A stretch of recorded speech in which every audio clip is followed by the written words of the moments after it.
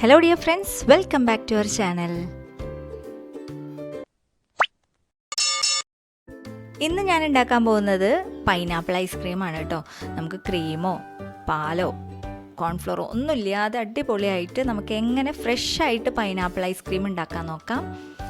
അപ്പം അതിന് വേണ്ടിയിട്ട് ഞാനിവിടെ ഒരു പൈനാപ്പിൾ ചെറിയ കഷ്ണങ്ങളാക്കിയിട്ട് ഫ്രീസറിൽ വെച്ചിട്ടുള്ളതാണിത് കേട്ടോ.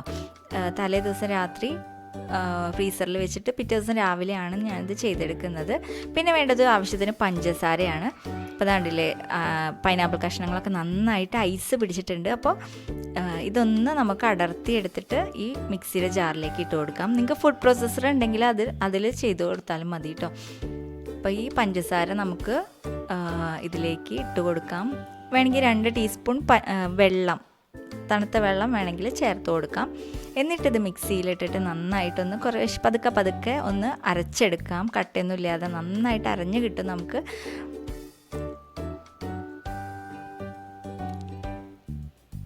നമ്മുടെ പൈനാപ്പിളൊക്കെ നന്നായിട്ട് അരഞ്ഞ് കിട്ടിയിട്ടുണ്ട്.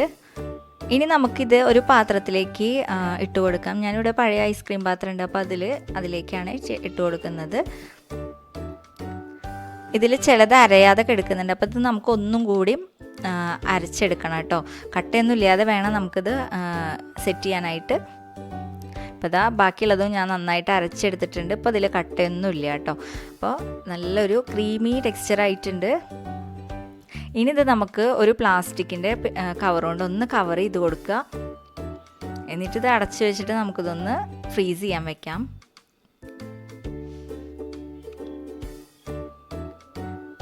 ഇപ്പോൾ ഇതാ നമ്മുടെ ഐസ്ക്രീമൊക്കെ റെഡി ആയിട്ടുണ്ട്.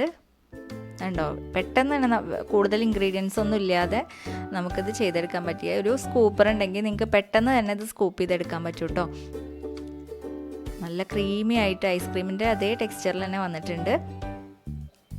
അതുപോലെ തന്നെ നമുക്ക് ഫ്രഷ് ആയിട്ട് നമുക്ക് കുട്ടികൾക്ക് ഉണ്ടാക്കി കൊടുക്കാൻ പറ്റുന്ന അടിപൊളി ഒരു ഐസ്ക്രീമാണിത്.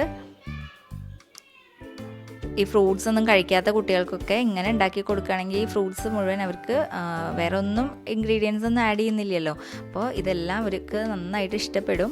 അപ്പോൾ എല്ലാവരും ഇതൊന്ന് ട്രൈ ചെയ്ത് നോക്കുക. നിങ്ങളുടെ അഭിപ്രായങ്ങൾ അറിയിക്കുക. കുട്ടികൾക്കൊക്കെ ഉണ്ടാക്കി കൊടുക്കുക. ഇഷ്ടപ്പെടുകയാണെങ്കിൽ ലൈക്ക് ചെയ്യുക, കമൻറ്റ് ചെയ്യുക, അതുപോലെ തന്നെ സബ്സ്ക്രൈബ് ചെയ്യുക കേട്ടോ. അതുപോലെ തന്നെ ഇനിയും പുതിയ വീഡിയോസ് ഞാൻ ഇടുമ്പോൾ അതൊക്കെ സപ്പോർട്ട് ചെയ്യണം കേട്ടോ. കണ്ടില്ലേ, നല്ല ഐസ്ക്രീമായിട്ട് കിട്ടിയിട്ടുണ്ട്. അപ്പം ഇനി അടുത്ത സിമ്പിളായിട്ടുള്ള വീഡിയോയ്ക്കായിട്ട് വെയിറ്റ് ചെയ്യുക. അപ്പോൾ അടുത്ത ദിവസം കാണാം കേട്ടോ. Thank you.